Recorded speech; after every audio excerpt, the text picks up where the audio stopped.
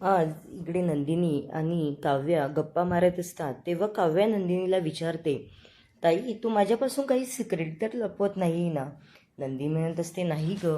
आणि मनातच म्हणत असते, हो मी खूप मोठं सिक्रेट लपवते, पण ते तुला सांगितलं तर आता तुला ते सगळ्यांचा खूप त्रास होईल. आणि ती आर्याचा विषय काव्या काढते तेव्हा नंदिनीला थोडं अपसेट व्हायला होतं. काव्या म्हणत असते, अगं ताई आर्या किती छान आहे ना, तिला पण आपल्यासारखा चांगला जोडीदार भेटला तर तिचं पण आयुष्य खूप छान होईल. आणि नंदिनी म्हणत असते, हो. पण नंदिनीला आतून खूप भीती वाटते आता, की काहीतरी विपरीत तर नाही होणार ना, कारण त्यांनी सरोगन्सीसाठी आर्याची निवड केली आहे. इकडे काव्या म्हणत असते, ताई पण तुझ्या चेहऱ्यावर असं स्पष्टपणे दिसतंय तुला आतून कोणती तरी गोष्ट अशी मनाला लागलेली आहे. ती म्हणत असते, नाही ग काव्या, अगं बाई मी तुझी बहीण आहे, मी तुला सांगितलं नसतं का? आणि आपल्यात असं काही सिक्रेट आहे का लहानपणापासून, की आपण ते एकमेकींना शेअर केलं नाही? काव्या म्हणत असते, हो बाई. आणि मला पण तुला एक गोष्ट सांगायची होती, की ती आर्या खूप चांगली आहे आणि तिचं जर चांगलं झालं तर आपल्याला पण खूप आनंद होईल. इकडे विजय त्याच्या बॉससोबत बोलत असतो तेव्हा त्याचा बॉस म्हणत असतो, की विजय तुला आम्ही जे कॉन्ट्रॅक्ट दिलं होतं ते कॉन्ट्रॅक्ट तुझ्या हातून काही डिझाईन चांगलं होत नाहीये. देशमुखांनी मला ते खूप छान डिझाईन करून दिलं असतं, पण मी त्यांना न देता ते कॉन्ट्रॅक्ट तुला दिलं आहे. आता वसवात मागून येतात तेव्हा विजय असाच विषय टाळतो आणि तो लॅपटॉप बाजूला करतो आणि म्हणतो, हो मी करतोय तुमचं काम व्यवस्थित आणि लवकरच होईल कंप्लीट. आणि लॅपटॉप असा फिरवतो आणि ठेवून देतो कॉल. नंतर वसवात त्यांना थोडा डाऊट येतो, त्यामुळे तो पण थोडा इकडे तिकडे बघतो आणि म्हणतो, काय काय सासूबाई काय म्हणत होता? इकडे वसवात्य म्हणते, काय चाललं होतं, तुम्हाला कोण असं बोलत होतं एवढ्या मोठ्याने? तो म्हणत असतो, अहो कोण नाही, माझा कलिग्स होता. तो म्हणत असतो, तुम्ही बॉस असताना तुमच्या एम्प्लॉईंचे बोलणे खात असता? मी तर असं पहिल्यांदा बघितलंय. बॉस सगळ्या एम्प्लॉईंना बोलतो हे तर मी नेहमीच ऐकते, पण हे असं तुमचा अवतार असा झालेला आणि तो मला असं वाटत होतं तो कोणतरी दुसराच माणूस आहे. विजय म्हणत असतो, नाही बघा माझा चेहरा किती फ्रेश दिसतोय तर. आणि ती आता इकडे कुणाला तरी कॉल करते. नंतर विजय म्हणत असतो, अहो तुम्ही असं नका बोलू, मी काहीच नाही केलं, रम्याला नका सांगू असं. आणि तो खूप घाबरलेला असतो इथे. इकडे नंदिनी तिच्या रूममध्ये त्या जीवाच्या शर्टच्या घड्या वगैरे घालत असते तेव्हा तिला लोकरचा धागा सापडतो आणि ती म्हणते, मी माझ्या बाळासाठी या लोकरचे कपडे विणून ठेवू का? आणि तिला थोडं आतून फील होतं आणि विणले तर माझं बाळ तरी घालेल आणि खूप छान दिसेल त्याला. आणि ती तो हे ठेवून द्यायला जाते तेव्हाच तिथे विक्रम येतात आणि विक्रमचे आणि जीवाचे थोडेफार भांडणं झालेले असल्यामुळे, कारण जीवाच्या हातून ते कॉन्ट्रॅक्ट गेल्यामुळे विक्रम त्याच्यावर नाराज आहे आणि ते जीवासाठी शर्ट घेऊन येतात तेव्हा ते नंदिनीच्या हातात देतात. नंदिनी म्हणत असते, काय कुणासाठी आणलं बाबा? तुमच्यासाठी, खूप छान कलर आहे. ते म्हणत असते, अगं नाही ग. ती म्हणते, पार्थसाठी आणलं का मग? ती म्हणत असते, अरे नाही बाळा, मी माझ्या लाडक्या बाळासाठी आणलंय, तू ज्याच्या नावाची छोटीशी टिकली लावते ना त्याच्यासाठी. ती म्हणत असते, अरे वा, खरंच बाबा तुम्ही खूप प्रेम करता जीवावर. आणि जीवाकडे अशा कलरचा शर्ट पण नव्हता त्यामुळे त्यांना हा शर्ट खूप आवडेल, पण तुम्हीच का नाही दिला तुमच्या हाताने? तो म्हणतो, तसं अगं तुला नव्याने सांगावं लागेल का? पण मी तिच्यावर थोडा नाराज आहे. त्याच्या हातून कॉन्ट्रॅक्ट गेलं त्याचं मला वाईट नाही वाटत, पण त्यांनी जो हलगर्जीपणा केलेला आहे आणि मी हा बिझनेसला एवढ्या दिवसाचा खूप मेहनतीने उभा केला आहे आणि मला त्याचं गिल्ट वाटणार नाही का? नंदिनी म्हणत असते, हो बाबा, आणि पण ते असं दुसऱ्या वेळेस नाही होऊ देणार. ते म्हणत असते, हे सगळं त्याला कळण्यासाठीच तर मी असं वागतोय ना त्याच्यासोबत, की त्याला समजायला हवं आपल्या जबाबदाऱ्या काय आहेत. आपल्या बाबांनी किती मोठा बिझनेस उभा केला आहे, त्यामध्ये आपण जर असं वेळोवेळी हे जर कॉन्ट्रॅक्ट घालवत राहिलो तर कसं होईल बिझनेसचं?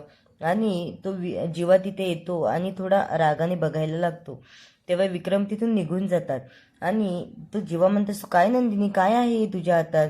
नंदिनी त्याला शर्ट दाखवते तेव्हा जीवा खूप आनंद आनंद होतो त्याला आणि म्हणतो, काय अगं खूप छान शर्ट आहे, तू आणलास माझ्यासाठी? ती म्हणत असते, नाही बाबांनी.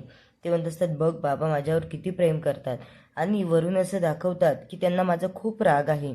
आणि ती जेव्हा शर्ट दाखवते तेव्हा त्याला तो शर्ट खूप आवडतो आणि तो म्हणत असतो असा कलरचा शर्ट माझ्याकडे नव्हताच, बघ ना किती छान.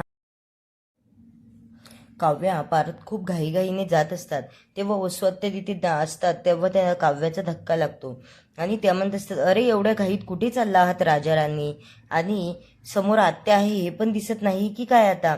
पार्थ म्हणत असतो, अगं आत्या तसं नाही, चुकून झालं असेल. आणि ती म्हणत असते, तिथे मानिनी येते. मानिनी म्हणते, काय झालं बाळांनो. ती म्हणत असते, यामध्ये काय घेऊन चाललात, काव्यासाठी खायला.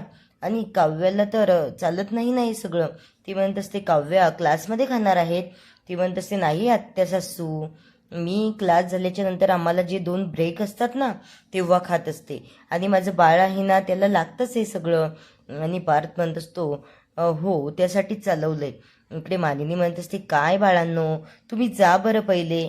आणि वसवात त्यांचं कुचकं बोलणं ते तिला नेहमीच खटकतं. तेव्हा काव्या आणि पार्थ म्हणत असतात, चल आपण निघूयात. मानिनी म्हणत असते, हो आरामाने जा आणि काळजी घ्या दोघांची. आणि ती म्हणत असते वसुआत्याला, वसुताई तुम्ही काय हो त्यांना नेहमी असं हे करत असता, आणि काव्या किती चांगली आहे तरी तुम्हाला कधीच उलटं बोलत नाही, आणि तुम्ही सारखं येता जाता तिला टोमणे हे देत असता. हे असं वागणं शोभतं का तुम्हाला? किती वेळच तुम्ही तोंडावर पडलेले आहात तरी तुमचं हे डिटेक्टिव्हगिरी काही जातच नाहीये. आणि सारखं असं एकमेकांना टोकायचं, कुठे चालला की त्यांना विचारायचं, काय घेणं देणं आहे तुम्हाला त्यांच्यासोबत. आणि इकडे वसुआत्या म्हणत असतात, काही नाही, मी काही नाही बोलले, आणि ती तिथून निघून जाते. तेव्हा मानिनी आणि काव्या पार सगळेच हसायला लागतात.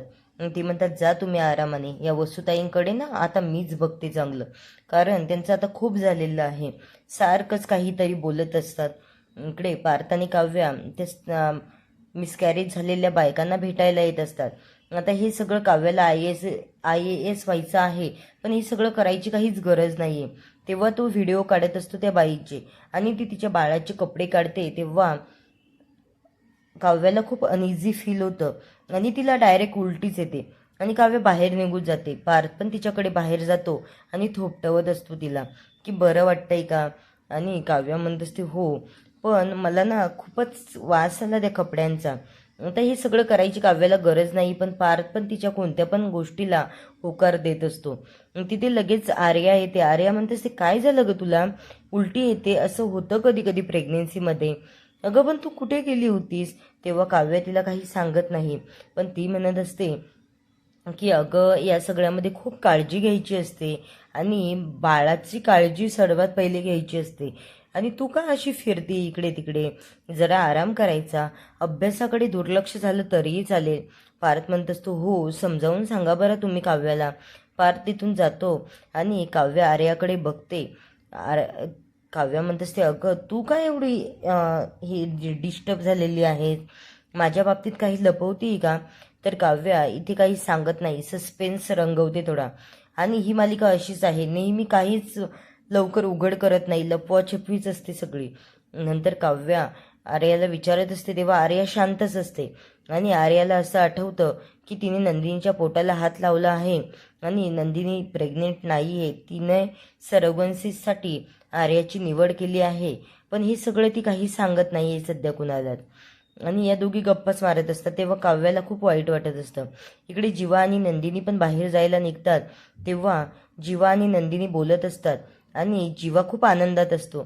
ती म्हणत असते, आता बघ ना, आपलं पण आपल्या दोघांसारखं दिसणारं बाळ लवकरच आपल्या हातात येईल. आणि नंदिनी पण हसायला लागते.